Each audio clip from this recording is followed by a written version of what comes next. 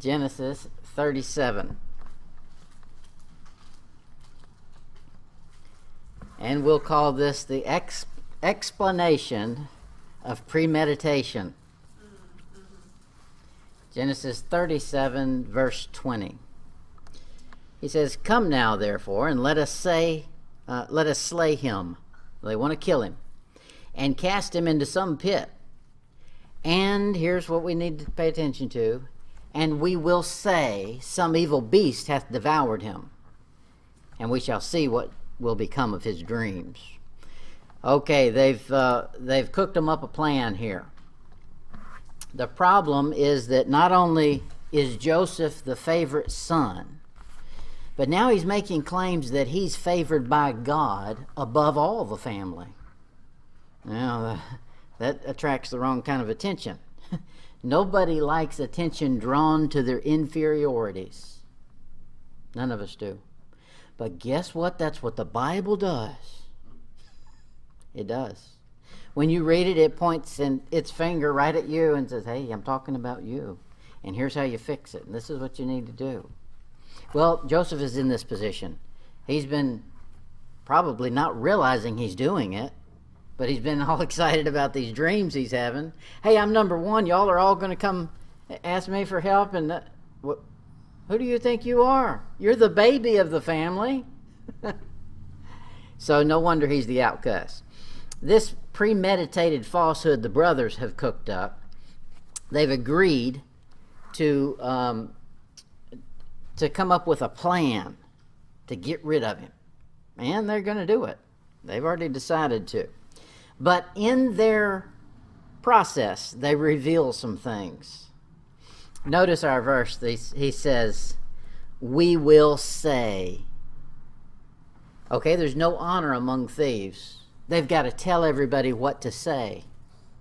One way they decide somebody's lying in an interview, when the police have several people to interview about a story, is if all of them have the same story. They know they've already cooked it up together. That's what's going on here. They're saying, "Okay, we're going to get our story straight. Here's what we'll say." And then they give them the line to say. "Everybody, you know the story now? We're going to say a beast got a hold of him." This is their logic. Look at Mark chapter 13. Mark chapter 13, verse 11. This is Jesus speaking here, Mark 13:11. He says, talking about the end times, "But when they shall lead you and deliver you up, take no thought beforehand what you shall speak, neither do you premeditate. But whatsoever shall be given you in that hour, that speak ye. For it is not ye that speak, but the Holy Ghost." Okay, they don't have any Holy Ghost in them, these brothers. So they're going to do just the opposite of this. They're going to premeditate what they're going to speak. And they've already decided amongst themselves, "Okay, guys, I don't trust you to get up there. You're going to break. Okay, so here's the story. Memorize it. An evil beast got him. Say it to me." Okay, you got it. Don't crack. In Genesis 12, verse 11.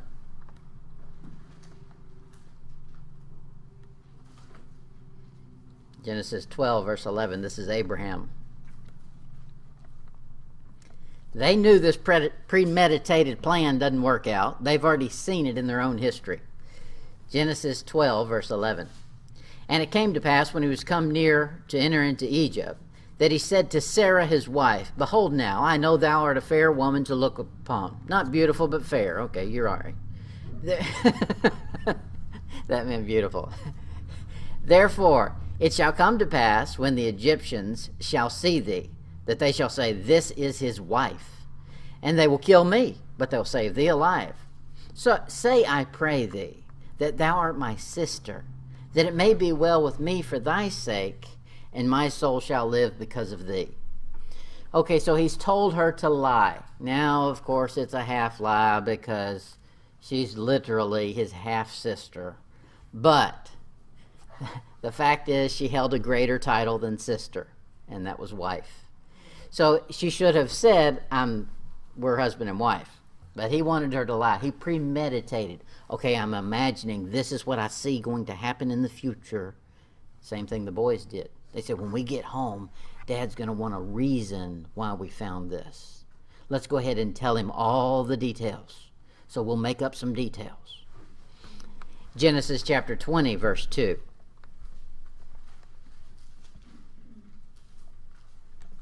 It wasn't bad enough that he pulled this trick once. He pulls it again.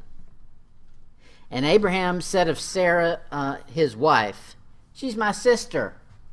And Abimelech, king of Gerar, sent and took Sarah. Now, a second time, he's pulled the same lie. He's already premeditated how he's going to get out of this. Now, here's the problem. We're not very original. Notice in your own life, you fall for the same trap over and over. The devil doesn't have to get real ingenious with us. He knows what works. We keep falling for it. Here, the trap Abraham keeps falling for is, they're going to take my wife. That was a blessing and a curse. He got a beautiful woman. Now he's scared all the kings and anybody powerful is going to come steal him and kill him. So he comes up with a story, a lie. Well, he keeps falling for it. He shouldn't keep falling for it. Now, God got him out of it the first time. Now, he should have learned his lesson, but he didn't. He fell flat on his face. That's that premeditation. Now, for him, it didn't work the first time, but in his mind, it did work out okay. That's us sometimes. We think, well, it didn't go perfect, but I can get by like this. No, you can't. Look at it again in Genesis 26. Genesis 26, verse 6. See if you don't see something very similar to what we just read. And Isaac dwelt in Gerar, same place. And the men of the place asked him of his wife. And he said, she's my sister. Where'd he get that lie from? Wow. I think that these women should have had a prenup. Here's the only thing on my prenup. You have to claim me as your wife. They're doing it again because he's already premeditated in his mind. From a human standpoint, this is the way things are going to work out. Now, that tells you when you start having to premeditate things, maybe you've already sinned and you're trying to get out of it. The way out of it is not to logically use human reasoning. The way to get out of it is go to a merciful God and ask for forgiveness. Put all the cards on the table. In Proverbs 29, verse 25, here's what we should do. Of course, the boys in our story are just the opposite of what we should do. They do the wrong thing. He says in Proverbs 29, verse 25, the fear of man bringeth a snare. Part of that thing is this. The fear may or may not be true, but it's something you're truly afraid of. Well, okay, true or untrue, that fear can bring a snare because more than likely the human default is cook up. Without resources, we can use our mind. We at least got thoughts in there. We can cook up a plan. We can lie our way out of it. Better not. He says, but whoso putteth his trust in the Lord shall be, what's that word? Safe. So put your trust in the Lord and be safe. He says in Colossians 3, verse 9,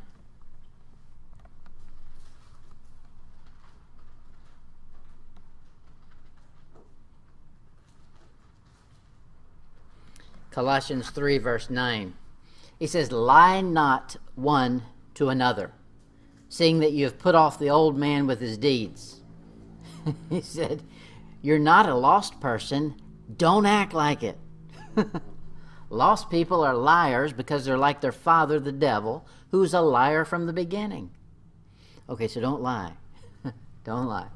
We got into it a little bit this morning with Sanford talking about Rahab, and you find exceptions in the Old Testament where they lie.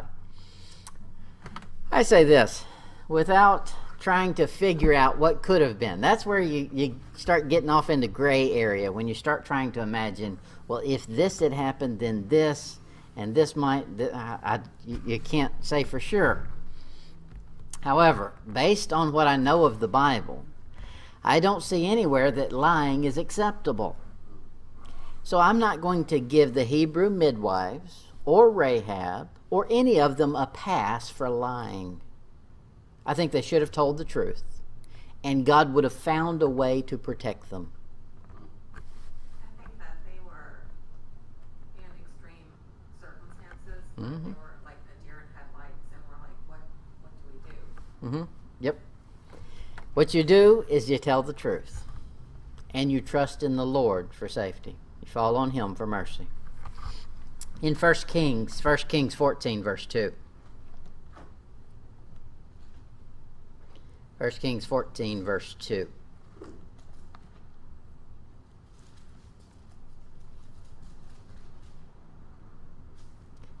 And Jeroboam said to his wife, Arise, I pray thee, and disguise thyself, that thou be not known to be the wife of Jeroboam. And get thee to Shiloh. Behold, there is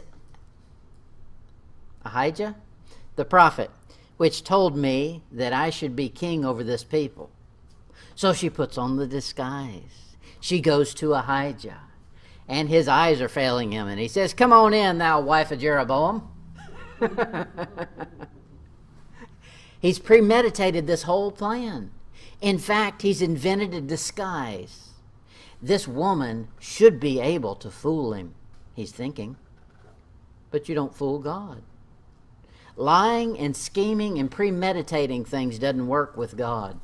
That might work with a human for a little while, but it won't work with the human forever, because truth always has a way of revealing itself. So we've seen the first thing. The first thing is they say, we will say. So they cook up a plan. They've plotted this thing out. Now let's notice the blame game. This is the liability. It says in our text, we will say a wild beast. Okay? So they've got to make it make sense. Okay, there's going to be blood because we're going to kill him. And so we'll claim that a wild beast got a hold of him and tore him up. Okay? Genesis chapter 3. Genesis 3, verse 12. This is nothing new. Every time a person gets caught doing the wrong thing and they're called on it, they do one of two things. The first instinct of nature is to do one of two things: lie or point the finger. They were pointing the finger on an imaginary beast. That wild beast out there that doesn't exist did it. Mr. Invisible did it. Genesis 3, verse 12. And the man said, The woman whom thou gavest to be with me, she gave me of the tree, and I did eat. He probably muttered that one under his breath. It's the woman. Let's point at the woman. She did it. Well, she can't be the last one on the wrong there. That's not going to look good.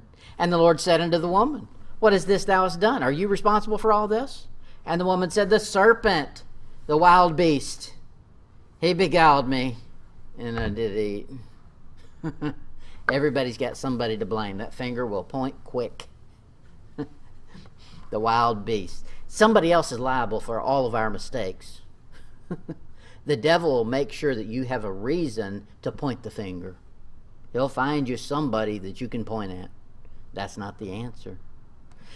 He says in Exodus 32, Exodus 32, verse 21. Here's Moses. And Moses said unto Aaron, I've been on vacation and just got back. How's everything going? What did this people unto thee, that thou hast brought so great a sin upon them, this golden calf? And Aaron said, Let not the anger of my Lord wax hot. Okay, that's another thing that happens. He's already wrong. He knows he's wrong. And rather than say, You're right, he says, Oh, calm down. It's not that big a deal. You're overreacting here, Moses. Take a chill pill. Don't get hot about this. Let not your anger wax hot. And then he starts pointing the finger. Thou knowest the people. He got a bunch of fingers pointing. The people. That they, all of them, are set on mischief. Not me. They, the people. For they said unto me, make us gods which shall go before us. As for Moses, the man that brought us up out of the land of Egypt, we want not what is become of him.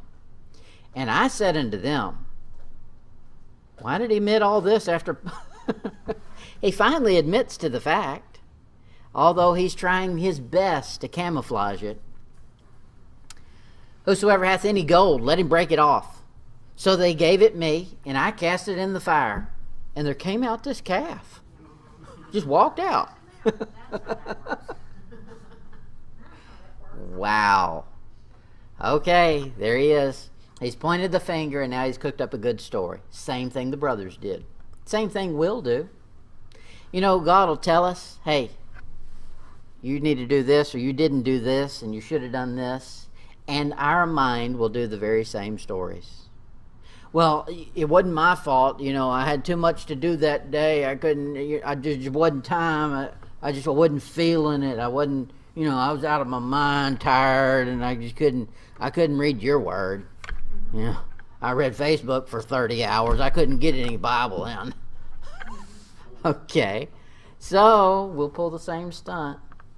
And he's come up with an ingenious story here.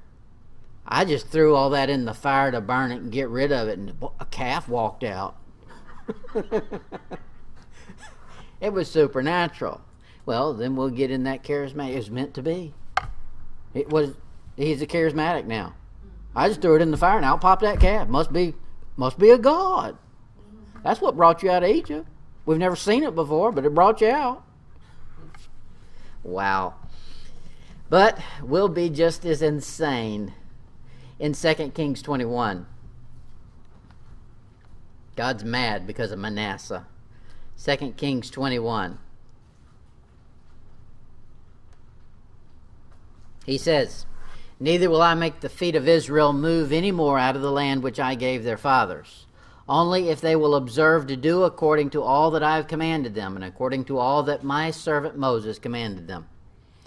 He's pleading with them here. He's saying, look, I'll keep you right in the promised land, the best of the world right here, if you'll just do your end of the bargain, fulfill your part of the covenant. But they hearken not, and Manasseh seduced them to do more evil than did the nations whom the Lord destroyed before the children of Israel. You can't be seduced unless you're seducible. These people were susceptible to seduction. That's too many S's. These people were susceptible to it. And if you know you're susceptible to it, get away from the seducer. You know, if you've got a problem buying banjos, don't go to the banjo store. I don't have a problem with that. I don't have any money to buy a banjo. But really, I mean, we really know they were not seduced because they were ignorant. They knew Jerusalem is where they should be worshiping. They knew they were not supposed to worship any golden calves. They knew they were not supposed to worship any high places. Those were very simple things. They were seduced because they wanted somebody to come along and give them a good logical reason to do it. It's too far for you to go down to Jerusalem. You stay right here at home. Let me make it convenient for you. If it puts any effort and work on your part, don't do it. That's modern Christianity. If it requires anything of you, don't do it. Find you a way around it. No, sir. We're supposed to be the example for the tribulation saints that are going to come after us. And for them, they don't have a choice. They had better do the hard things or they won't get in. If they're looking at us for examples, they're going to have a hard way to go, because most Christians won't do anything difficult. And they're going to have to. Now, we should too. Okay, that's our second point. We'll move quick tonight. The next thing we see is they say, we will, in our text. This is lordship. They know that they're going to have to give account. They're guilty from the beginning, because they say, we're going to have to answer for this. We're going to do it anyway, but we're going to have to give an answer. That's a fact. Toby was just telling me about a guy that we see at Bagel Heads who he's claimed today that he was an atheist. And I had the thought, I'm going to tell him the next time I see him, you must never cuss, because cussing is evidence you believe in God. You're calling on someone powerful to damn this or to damn that. Only God can do that. If you're an atheist, don't do that. You're the most powerful being. Mm-hmm. So there is an accountability, and man knows it. Here the brothers knew they were going to have to give an answer. That's why they started cooking up this thing. Now all of these things kick in. We've all been through this same thought process. Anytime we've decided to do the wrong thing, our mind starts kicking into gear, and we run through all of those things we've just read. We run through all of them.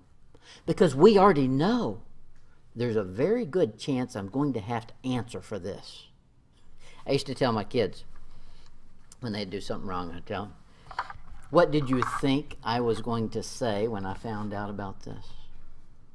Because I know the thought crossed your mind. When my dad finds out, what's he going to say? What am I going to say? That's right. Because you knew I would find out.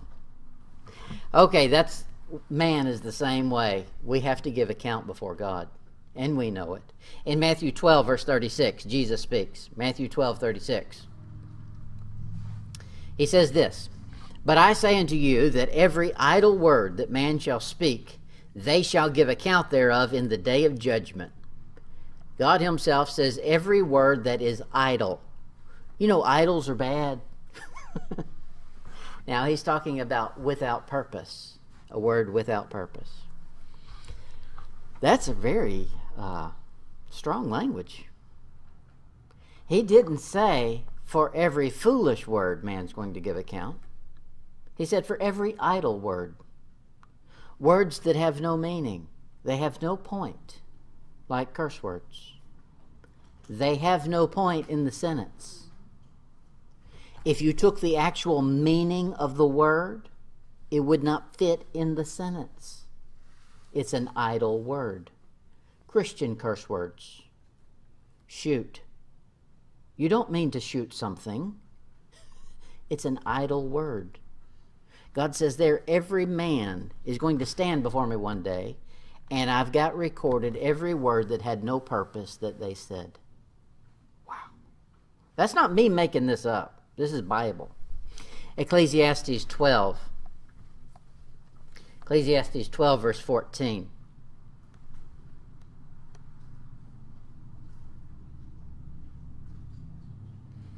Ecclesiastes 12, 14. It says, for God shall bring every work into judgment with every secret thing, whether it be good or whether it be evil. That verse sounds scary, but it could be very good. Do some good works and nobody gave you any credit for it and it just stayed secret. He said one day it's going to come out and I'm going to be sure everybody knows about it. But the other side's true too. Done some wicked things in secret. One day it's coming out. It's coming out before the judge, and when it does, there won't be any carnal crowd around to pat you on the back for it. Romans chapter 2. Romans 2, verse 15. We know there is a creator and we're accountable to him, and God has just put that in us because he's the creator. A painter or an artist will sign their name because they want people to know that's their work. You know, they don't want somebody else stealing it or selling it and claiming it's theirs. God does the same with man. Here's what he does to man. Romans 2, verse 15. Which show the work of the law written in their hearts, their conscience also bearing witness, and their thoughts, the meanwhile accusing or else excusing one another. God says, I put a conscience in every man so that that man knows when he's stepped over the line. He might not know why I can't commit adultery, but I know that's wrong. I don't know why I can't murder another man, but I know that's wrong. Okay, it's a conscience. God put it in there. He signed, you're accountable to me. In verse 16, in the day, there's coming one day, when God shall judge the secrets of men by Jesus Christ, according to my gospel. Now that's an interesting verse there. Paul is claiming that he is inspired. He's also claiming that he got some things that you wouldn't get anywhere else. You're going to stand before Jesus Christ and be judged according to what Paul told you, according to my gospel.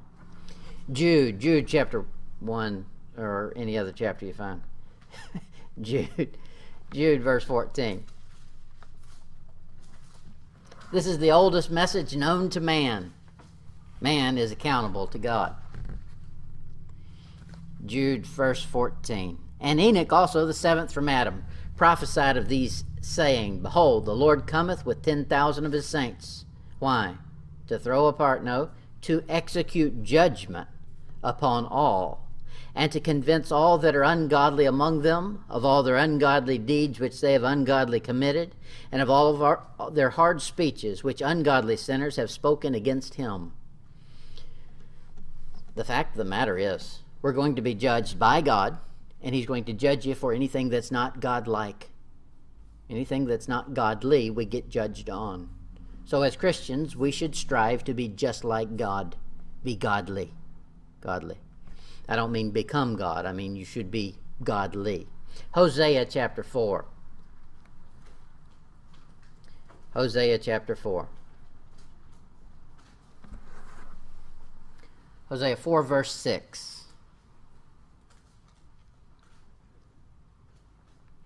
Israel has a problem, like always. And here it's described. My people are destroyed for lack of knowledge. Because thou hast rejected knowledge, I will also reject thee, that thou shalt be no priest to me. Seeing thou hast forgotten the law of thy God, I will also forget thy children. He says there, I've given you, Israel, I've given you the law. That was the second giving, because the first giving was the conscience. Even the heathen had that one. He said, I went ahead and wrote out in black and white for you, so you would have something special between me and you. And you've forgotten it. You'll do that. You know, you can sear your conscience. You can go out and do something wrong. Your conscience smite you and say, oh, that's not right to do. I'm not supposed to kill any more people. Murder is bad. Okay, well, then you're conscious. But then you start thinking, well, you know, it's the best way to get rid of my enemies. I think I like this. So you go out and do it again and again. And pretty soon, the conscience no longer talks. That's what's going on here. They rejected knowledge. You can reject your conscience, the knowledge God's put in there. Here's the answer. Here's the way we get over that problem. I like every book. You can do this with every book. Find the theme of the book. What's the issue that's being preached in this book? And what's the answer? Because you think about it, whoever penned the book penned it for a reason. And they didn't leave it hopeless. They gave an answer. In Hosea, it's just like like if you were to just pick up a book off the library shelf. The book of Hosea. Okay? The premise of the book is this. My people are destroyed because there's a bunch of stupid idiots. And the way to fix this is chapter 14, verse 1. Chapter 14, verse 1. O Israel, return unto the Lord thy God, for thou hast fallen by thine iniquity. Do some premeditation. Now, we've seen premeditation as bad on a human standpoint. Here he's saying be prepared with an answer for God. And he's already given you the transcript right here. Take with you words and turn to the Lord. Say unto him, take away all iniquity and receive us graciously. So we will render the calves of our lips. That is, we're no longer going to be speaking idle words. Verse 3, Asher shall not save us. We're not looking to humans, our brethren. We'll not ride upon horses. There's no created being that's going to help us here. Neither will we say any more the work of our hands. We're not going to try to invent something. We're not going to say the work of our hands, ye are gods. For in thee the fatherless find mercy. So he says there's the answer. The answer is run to God and look for mercy. That's what the brothers should have done. The brothers should have showed up at home and said, oh, we did something stupid. He was out there telling dreams again, and you just made us so mad, and these guys came along and were wanting to buy slaves, and, you know, they didn't know what the market price was on them. We got a good deal, so we sold him. Well, Daddy would have loaded up the wagon train and gone and got him. Could have been fixed. Probably really quick. After a good switching. Yeah, right. Line 'em up. That's right. Job chapter 34.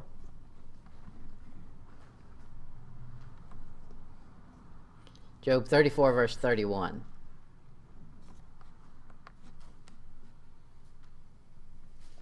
Here's the problem with most of us.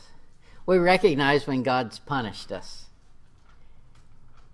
And we, in our own way, say, okay, I know where the line is now. I'm going to see how close I can get to it without stepping over. If you know where the line is, don't go anywhere near it. He says, Job 34 verse 31, surely it is meet to be said unto God.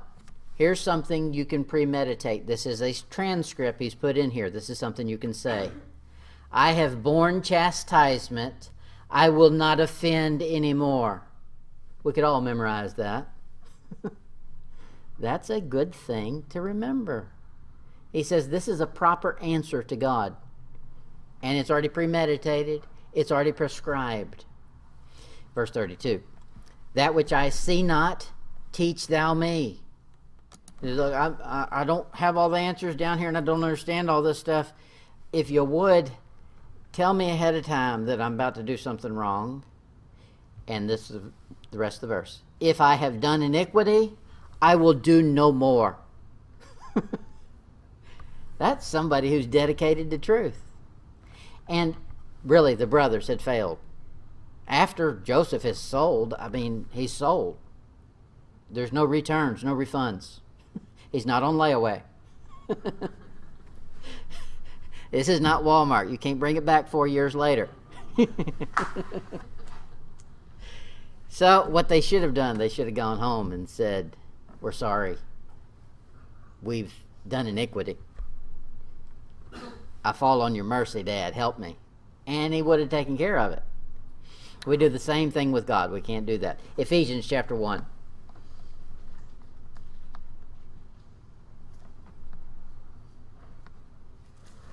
Ephesians 1 verse 7. The great thing about our God is this. He knows we have a propensity to be wicked. It's just innate. We're just born with it. And we're like a magnet. We're attracted to the wrong thing first of all. And then the Spirit of God tries to flip us around so that you repel against that sin. But sometimes it's hard. He says right here in verse 7, in whom we have redemption through his blood. That's Jesus Christ's blood. We get redemption. The forgiveness of sins according to the riches of his grace. Now we've got a good God. Even if you've fallen into trap 1 or 2, or maybe you've done all 3, you can still show up at his door and say, if I've done wrong, I'll do no more. I understand you were chastising me for this. I'm sorry, will not do it again. Okay? He forgives.